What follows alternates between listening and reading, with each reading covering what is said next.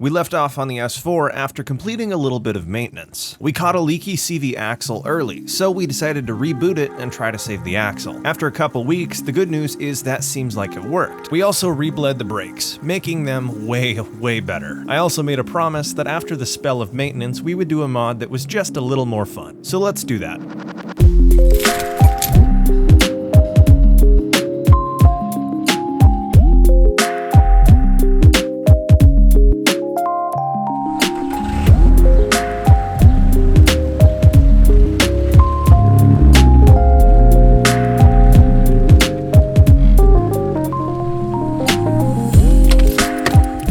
Slowly preparing this car for upgraded turbos. The current goal is to upgrade everything we possibly can before doing the swap. When we pull the engine, I don't want to have to worry about the supporting mods that we could have done earlier, so I figure we should do them now. And one of the most critical supporting mods for upgraded turbos is what I have right here.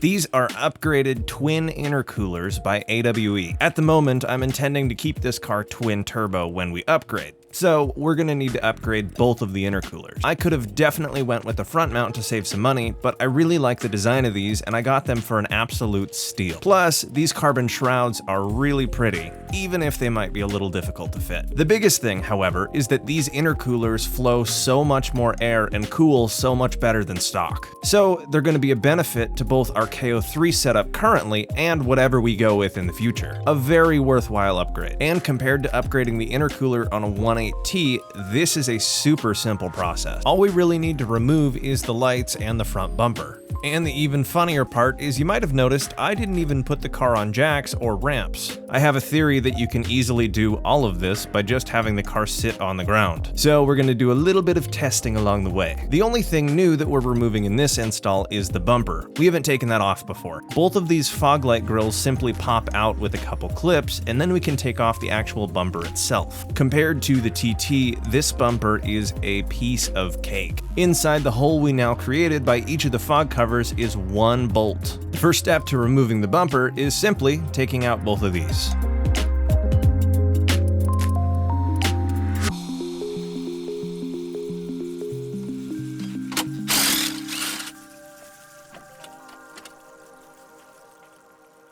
If you don't know the story of this car, it's been in a number of wrecks, and that means it's missing a bunch of hardware. Normally, there's a few screws attaching the wheel liner to the bumper. You'll want to take these off if you have them, but my car never did, so we're good to move on to the side. On this car, the sides aren't bolted into place. They are clipped in, and removing these clips feels very wrong because it feels like you're gonna break something. But all you have to do is pull on that side of the bumper, and the side should come right out. If you're doing this solo, be smarter than I did, and don't let it fall though. Thankfully my splitter is durable, so there's no harm to the bumper. You'll also want to note that the headlight washers have a line that connects them to the bumper. So once the bumper's out of the car, it's really easy to remove that line. And now we have access to both of the intercoolers, which you can see are on either side of the car. These puppies are tiny and crusty, so I think this car's really going to appreciate this upgrade. You might be worried that the side mounts don't get a lot of airflow, but that's actually not true on this car. Those fog light covers direct air directly to the intercoolers,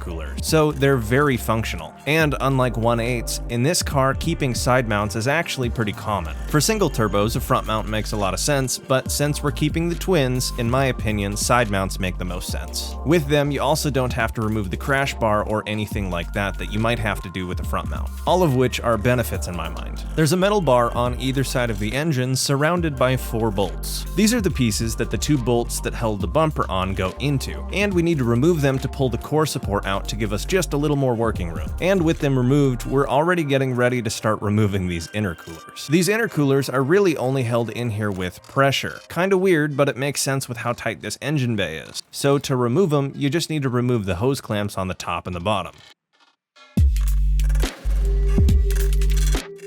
There are 2 bolts up by the headlight and 1 right here. After removing these, the whole radiator support can be slid out, giving you a lot more room to pull the intercooler out and get the new one in. If you're doing this solo, I suggest you just pull one side at a time so that you don't have to worry about getting everything back into place when the time comes. For stuff this large, it's a lot easier to align things solo if you just do one side at a time. With this side, the only thing you have to worry about when pulling it is those 2 AC lines on the bottom. It's tight, but there's definitely enough room. Just go slow so you don't break anything. And as typical of a car with this age, there's definitely oil in the intercooler piping. Older boosted Audis generally have quite a bit of this, so don't be too caught off guard. A catch can or new turbos in PCV definitely helps this. The driver's side is actually a lot easier than the passenger side, though really the only difficult part about the other side was that the carbon intake got in the way of the upper hose clamp. But either way, this side is far more accessible, and there's no lines in the way, so it comes right out the bottom. Setting the old intercoolers by the new ones, you can see just what a dramatic size difference there is. They're almost 1.5 inches thicker and wider than the stock ones. They'll be able to lower the intake air temperature along with flowing a lot more air, and they're capable of supporting a whole number of turbo upgrades. In other words, these seem like an absolute win. So let's get them on the car.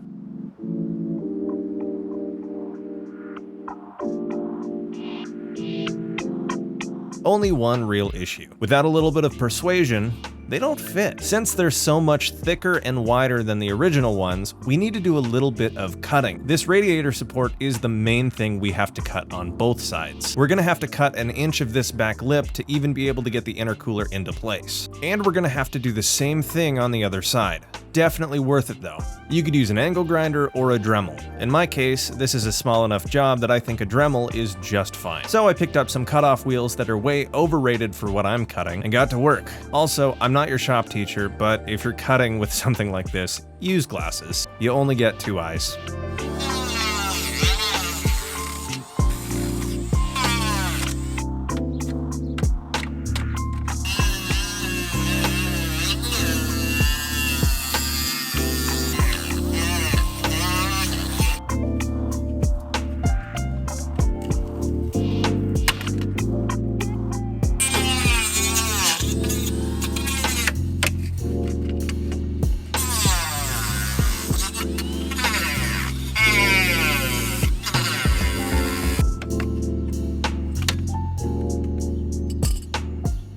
The intercoolers come with a cutting outline, but it's pretty rectangular. I wanted to cut off the corners. And while we're on this side, there's actually one other thing we need to do. You don't have to do this on the passenger side, but on this side, this chunk of metal actually gets in your way too. Why it's not the same on both sides, I'm not too sure. But we've basically just got to match the angle that's on the passenger side. So we're going to cut a little triangle out of this, making it shaped a lot more like the other side. And since this is going to expose some bare metal, right after I was done, I hit it with some paint. Don't want this car to rust after all. You can't see it whatsoever, so black or primer works just fine. In my case, I actually had some leftover Santorin blue, so you won't be able to tell at all. And with that, let's hop on over to the other side. On this side, all we've got to worry about is this plastic piece, which is mirrored from the other side. So with a little bit of cutting, we'll be good to slide the intercoolers into place.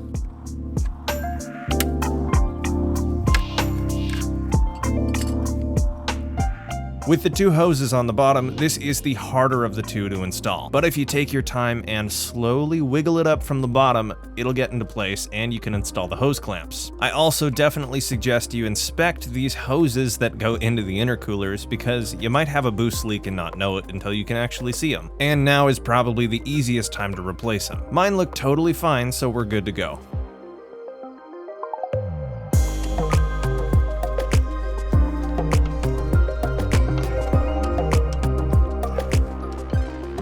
The other side is also the same exact story, except since there's no hoses, you can literally just set it into place. Super simple.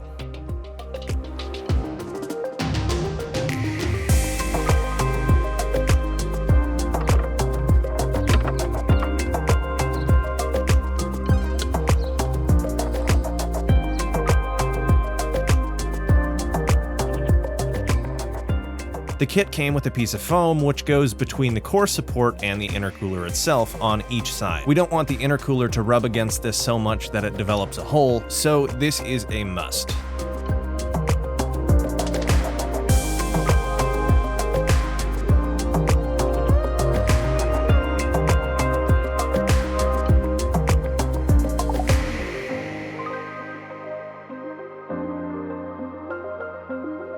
I reinstalled the driver's side horn, and then I pushed the radiator support back into place and bolted it up. For the two bars that hold up the bumper and the crash bar, we need to replace the bolt that's over the intercooler. I hand threaded it here just because it's long enough to actually fit into the threads, but the kit comes with shorter ones so it doesn't dig into the intercooler. Just make sure to do that before tightening it, otherwise the bolt is going to go directly into the intercooler, which would be pretty bad. And here's what that bolt looks like on the other side.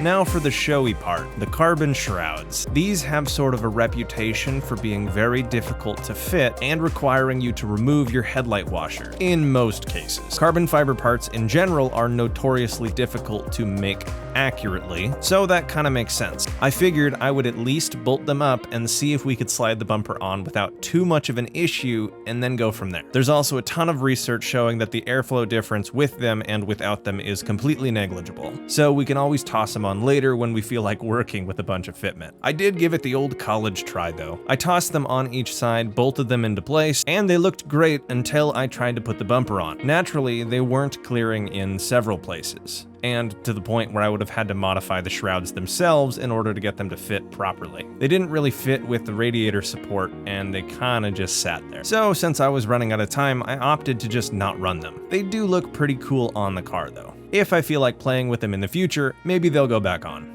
With them off, however, the bumper slides right into place with little to no issues. One thing to note though, I mentioned this before, but this car's been wrecked a couple times. One of which was why I got it so cheap, since it wasn't even drivable. Ever since I've bought it, the clips that hold the side of these bumpers in place never really worked right. There was always a huge panel gap that's bothered me since I've owned the car. It's always been bad, and I've always wanted it to be better. So I decided to come back to it the next day and dedicate the entire day to trying to fix that panel gap and improve the look of this car just a little bit.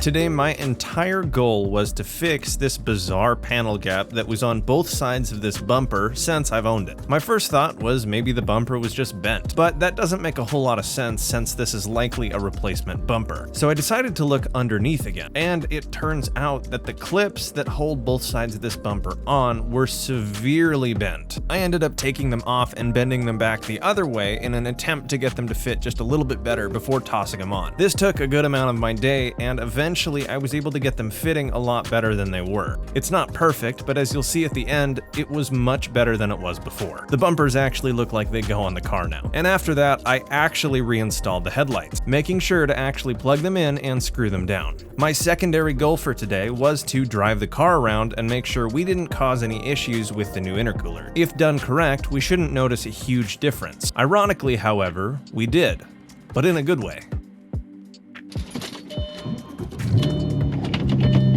Driving the car around, I immediately noticed one thing which was very different than before. The car both built boost faster and at the same time generated vacuum way quicker. In other words, the turbos were being a lot more responsive, indicative of the vacuum leak that we likely just fixed. It's always fun when you fix an issue that you didn't even know was there. In other words, the car is responding better than ever, and I couldn't be more excited. We didn't cause any vacuum leaks, and it's the hottest outside that it's been in months, so the car is actually behaving way better than I thought it would be. Last year, the car felt a little sluggish every time it was this warm. But now you can't really tell the difference between when it's super warm and sunny and when it's really cold. In the cold and early mornings, the car behaved just as it did in the late and warm afternoons. And the cool thing is, we are one step closer to larger turbos. That's a pretty big and expensive process though. So there's quite a few things I want to get done beforehand. And I couldn't be more excited. On the cosmetic front, I think we absolutely made a difference when we rebuilt those clips. Both sides fit a lot better than they did before, and I'm stoked that they are finally looking proper. Thank you so much for watching. If you enjoyed, consider dropping a like and subscribing for more. It's the best way you can help support me and the videos I make. I've got a lot in store for this car and all the other projects on the channel, so I hope you're as excited as I am. Either way, I'll see you in the next episode. Thank you again, have a wonderful day.